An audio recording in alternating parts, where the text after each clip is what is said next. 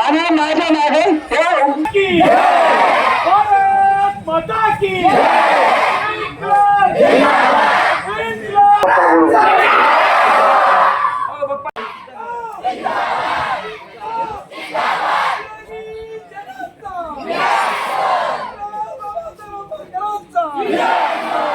धर्मेंद्र प्रधानचा राजीनामा झालाच पाहिजे.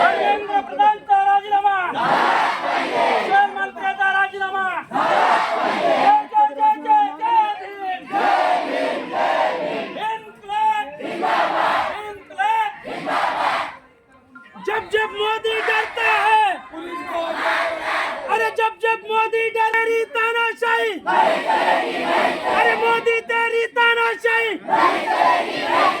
भारत माता की, भारत माता की।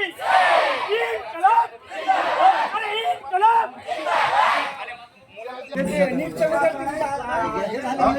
ज्ञानेश्वरी नीटचा जो काही पेपर फुटीचा प्रकार केला तर विद्यार्थी ते रस्त्यावर उतरतील आणि तुम्हाला सोडखीचं करू शकतील.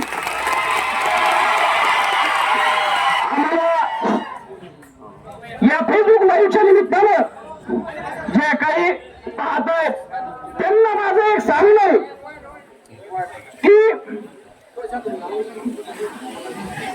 अधिकाराच्या लढाईमध्ये कुणालाही निमंत्रण पाठवलं जात नाही. जो जिवंत असतो ज्याचा स्वतः या लढाईमध्ये तज्ञ विद्यार्थ्यांच्या न्याय हक्कासाठी ते त्या ठिकाणी उपोषणाला बसलेले होते. अहो महात्मा गांधीजी ज्या वेळेस उपोषणाला बसायचे त्यावेळेस इंग्रज सुद्धा त्यांच्या सोबत चर्चेला यायचे. हो तुम्ही तर ह्या इंग्रजाच्याही पुढचे निघले. गेंड्याची कातरी असलेलं हे सरकार आहे. हे सरकार कुठल्याही पक्षाचा असो कुठल्याही विचारधारेचा असो तुम्ही त्या विद्यार्थ्यांचा आवाज जर लक्षात घेत नसताल तर तुम्ही काही कामाचे नाहीये. हे विद्यार्थी आणि यांचे पालक आगामी काळामध्ये तुम्हाला तुमची लायकी दाखवून घेतील. मुख्य मागणी एकच आहे जी की बोलणार आहे की नाही. आपण आतापर्यंत व्यक्त होतो म्हणून या 150 पेपर फुटलेले आहेत. 30 पेक्षाही जास्त विद्यार्थ्यांनी याच्यामध्ये आत्महत्या केलेल्या. काल झालेला लाठीचार्ज आपण सर्व विद्यार्थी इतिहासामध्ये आपण जालियनवाला बाग हत्याकांड आपल्याला काही मुली बघितल्या नाही. विद्यार्थिनींवर लाठीचार्ज केलाय. त्याच्यामध्ये एक आमची ताई शहीद देखील झालेली आहे. आमची वडवणीची ताई हिच्यावर खूप मोठा अन्याय झालेला आहे. कोणी न्याय देणार आहे का ना कुटुंबातली आहे हिच्यासाठी तुम्ही कुठे रस्त्यावर येणार आहेत की नाही. धर्मेंद्र प्रधानचा राजीनामा झाला पाहिजे. दडपशाहीचा विरोध आपल्याला करायचा आहे आणि या दडपशाहीला जे काही सर्वस्वी जबाबदार आहे गृहमंत्री अमित शहा त्यांनी देखील राजीनामा दिला पाहिजे. नॅशनल टेस्ट या विद्यार्थिनीला देखील न्याय मिळाला पाहिजे. हे आपल्या मागण्या आहेत. या मागण्यांना घेऊन आपण या ठिकाणी उतरलेले. लाठीचार्जच्या निषेधार्थ हा मोर्चा आहे. केंद्रीय शिक्षण मंत्र्याला आम्ही या ठिकाणी सांगायला आलो की तुला लाज वाटू दे. लायकी नाही केंद्रीय शिक्षण मंत्री तुम्ही. राजीनामा दिलाच पाहिजे आणि तू जर राजीनामा दिला नाही तर तू माणूसच नाहीये. एवढंच मी बोलू इच्छितो. आणि इन्कलाब जिंदाबाद हा क्रांतीचा नारा आहे. छत्रपती शिवाजी महाराज, भारतरत्न डॉक्टर बाबासाहेब आंबेडकर, ज्योतिबा फुले, राजमाता जिजाऊ, अहिल्या माता, सावित्री माता, अण्णाभाऊ साठे या सगळ्यांच्या विचारांचे आम्ही वारसदार आहे. सर्व महामानव कोणाचं नाव जरी राहिलं तर सगळे महामानव. आणि शिव फुले शाहू आंबेडकरांचा हा महाराष्ट्र आहे. छत्रपती शिवाजी महाराज हे आमचे दैवत आहेत. संभाजीराजे हे आमचे दैवत आहेत. त्याच्यामुळे तुम्ही आमच्या शांततेला लई शांत घेऊ नका. तुम्हाला तुमची जागा आम्ही दाखवणारच आहे. एवढंच बोलतो. धन्यवाद. इथं जमलेल्या सर्व विद्यार्थी समस्त नागरिक संवेदनशील नागरिक मुद्दामून शब्द वापरलाय. कारण आज चालणारा ह्या गेल्या 20-22 दिवसापासूनचा मोर्चा हा खरं कोणत्या सरकारच्या कोणत्या संघटनेच्या विरोधात नाही. हा भविष्यातले स्वप्न बघणाऱ्या विद्यार्थ्यांच्या समर्थनाचा खऱ्या अर्थाने गेल्या काही वर्षामध्ये भारतातलं राजकारण, समाजकारण आणि सांघिकता हे खूप बिघडलेले आहे. हे आपण जवळून बघतो. याचा विरोध म्हणून या चाललेल्या ज्या व्यक्तीला तुम्ही अँटी नॅशनल ठरवण्यासाठी प्रयत्न करत होता तो व्यक्ती देशाचा आज तुमच्या आमच्यासाठी लढतो आहे. त्याचं नाव आहे सोनम वांगचुक. त्या व्यक्तीचं काय पडलं हो? जर सोनम वांगचुकने ठरवलं असतं तर करोडोंचे पॅकेजेस घेऊन तो कुठेतरी नोकरी करू शकला असता. पण त्याचा वारसा, त्याचे विचार त्याला शांत बसू देत नाही. जे की तुम्हाला आम्हाला खायला, तुम्हाला आम्हाला लढायला, तुम्हाला आम्हाला जिद्दीने पेटून लुटवायला शिकवतात. आज गेल्या अनेक दिवसापासून तो व्यक्ती फक्त एकच मागणी घेऊन बसलेला आहे तो कोणत्याही पक्षाचं नाव घेत नाही, तो कोणत्याही विचाराचं नाव घेत नाही, तो कोणत्याही संघटनेला विरोध करत नाही, तो कोणत्याही व्यक्तीलाही विरोध करत. जे भविष्यातले युवक आपल्या स्वप्नांसाठी, आपल्या कुटुंबासाठी आणि आपल्या देशासाठी काहीतरी करू इच्छितात, यांचे स्वप्न मारण्यासाठी या शिक्षण मंत्री जबाबदार आहे, म्हणून आपण त्याचा राजीनामा मागत आहोत. गरिबांसाठी मेडिकल ट्रीटमेंट देण्यासाठी स्वप्न बघितलं, निगेटिव्ह नेरेटिव्ह मध्ये अडकत चाललेलो आहोत. खऱ्या अर्थाने मालिका बघून आणि पिक्चर बघून आपण आपला इतिहास आदर्श आपण काढणार आहोत, तर आपण खूप मागे भारत घेऊन जात आहोत, हे आपल्याला अगोदर शिकावं लागेल. भारत माता की जिंदाबाद. विक्रम गोडसे आदर्श आज स्वामी विवेकानंद माझा हा देश तरुणांचा आहे, तरुणांसाठी आहे, युवकांचा आहे. आणि युवकांना तुम्ही दाबताय, युवकांना काठीचार्ज, लाठीचार्ज, बेरम खेळ घुसून मारले. पोलिसांनाही माझी विनंती आहे, आसपास जे आहेत, नागपूरमध्ये काल लाठीचार्ज केला. तुम्ही आम्ही सगळे गरिबांची मुलं आहोत, शिक्षण घेऊन आपण पुढे आलो आहोत. आणि ज्या परीक्षेतून तुम्ही पास झाला त्या परीक्षेचे पेपर फुटले नाही म्हणून तुम्ही पोलीस झाला, ते लक्षात ठेवावं लागणार आहे. त्या परीक्षेचे पेपर फुटले नाही म्हणून मी शिक्षक झालो, हे आपल्याला लक्षात ठेवावं लागणार आहे. आणि जर हीच गोष्ट सातत्याने घडत असेल, आपण नामर्दासारखे घरात बसत असेल, तर आपल्याला नक्कीच आपला इतिहास विसरायला भाग पडतो. आपण आपल्या इतिहासात जात नाही. आपण ज्या वेळेस आमची गरज पडेल त्यावेळेस आम्ही खंबीर पाठीशी उभा राहू, एवढंच मी सगळ्या वडीलकरांच्या वतीने शब्द देतो आणि मी माझं थांबतो.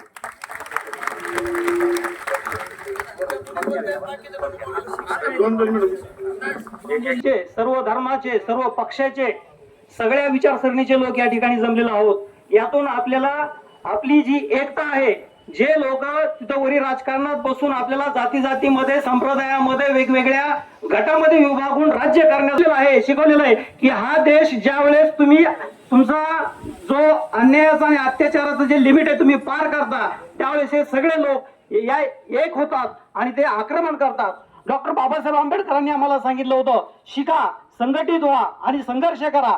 डॉक्टर बाबासाहेब आंबेडकर, आम्ही शिकलो, आम्ही संघटित झालो आणि आमच्यावर ज्यावेळेस अन्याय झाला त्यावेळेस आम्ही संघर्ष पण केला. पण या जुलमी राजवटीनं आमचा संघर्ष एखाद्या आतंकवाद्यासारखा दाबला. काट्यांना खिळ्या मारून आणि महिलांना, मुलींना अशा पद्धतीनं मारले की यांची नैतिकता पुढे शेण खात होती का? यांना थोडी सुद्धा नैतिकता त्या ठिकाणी आपल्याला दिसत नाही.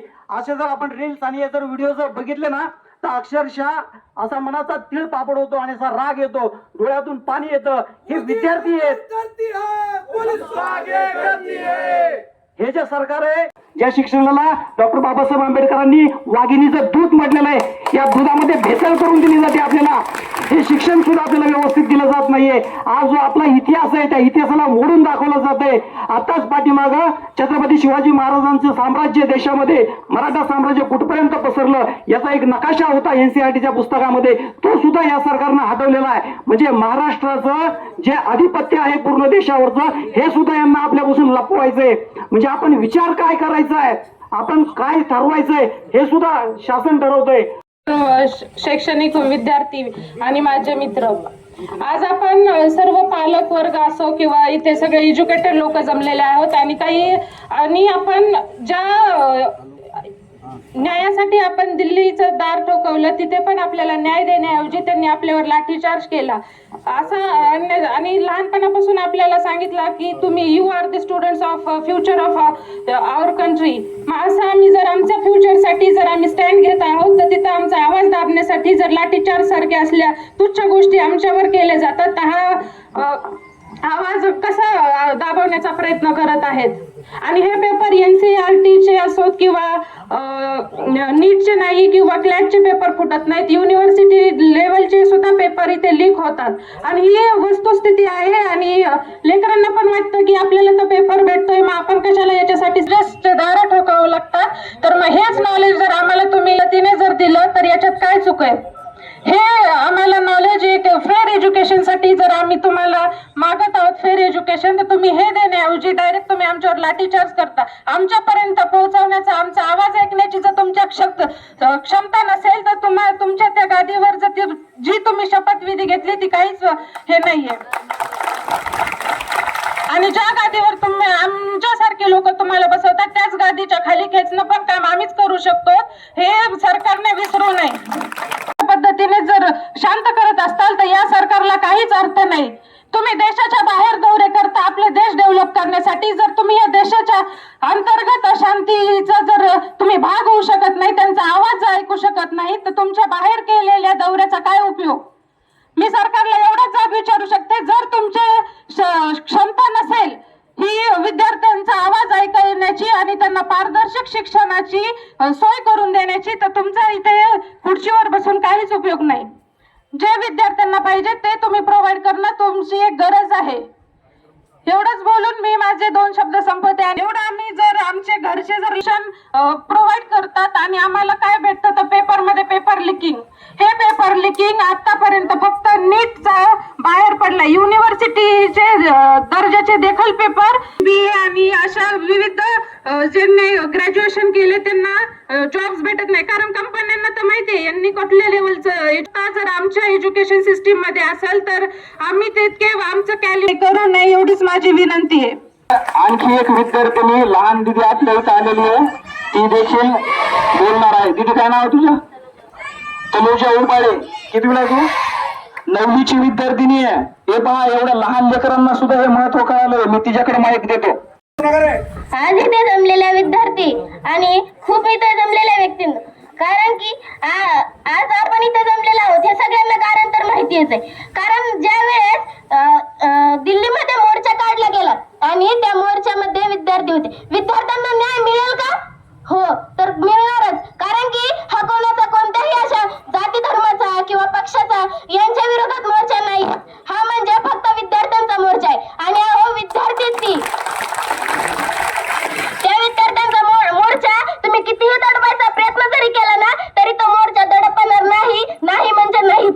कारण की त्या मोर्चामध्ये कितीही विद्यार्थी किती लावण्याचा जरी प्रयत्न केला असला तरी आज ते विद्यार्थी तिथंच आहेत. हा मला अभिमान आहे खरंच. कारण की त्या विद्यार्थ्यांना त्यांनी एवढा लाठीचार्ज केला तरीही ते विद्यार्थी अजून तिथेच आहेत. अहो, हेच आहे तर एज्युकेशन, हेच तर शिकवते.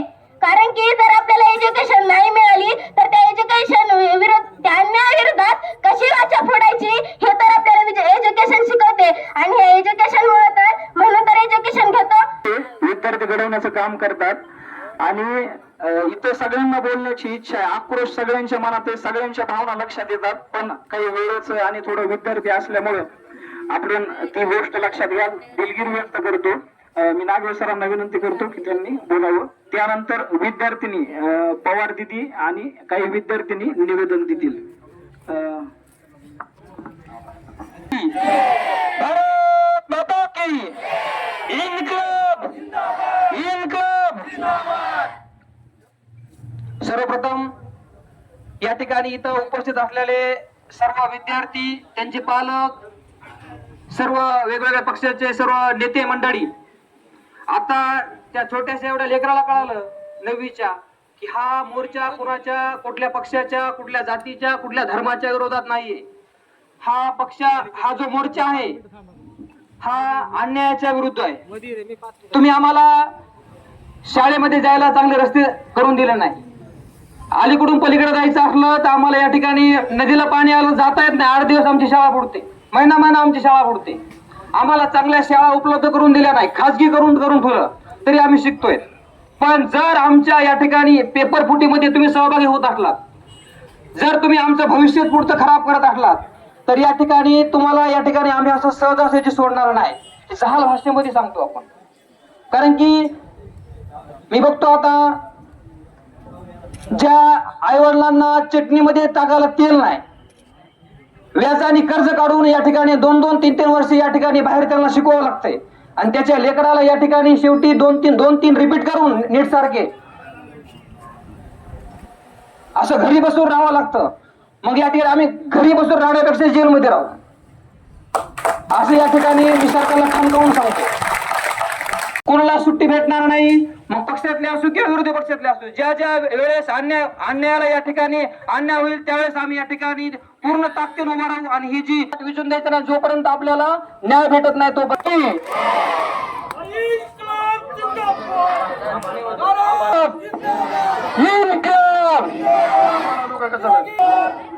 मोदी सरकार डरती है, करती है, मोदी सरकार डरती है.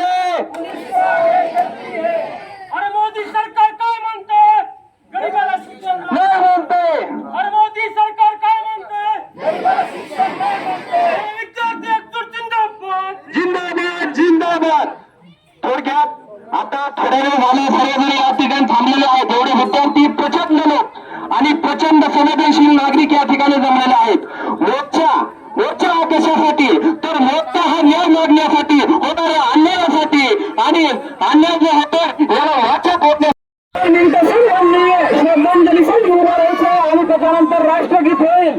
त्या ठिकाणी आपली एक भगिनी शहीद झालेली आहे. तिला या ठिकाणी सर्वांनी आपापल्या जागेवर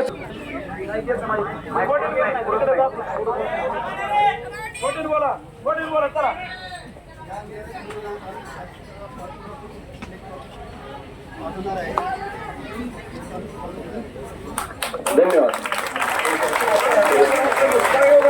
सगळ्यांनी जागेवर बोलायचे. सावधान. जय हो भारत भाग्य विधाता, पंजाब सिंध गुजरात मराठा द्राविड उच्चल बंग, हिंद हिमाचल यमुना गंगा उच्चल जलधि तरंग, तव शुभ नामे गाहे तव शुभ आशिष मागे, गाये तव जय गाथा जन गण मंगलदायक. जय हे भारत भाग्य विधाता, जय हे जय हे जय हे.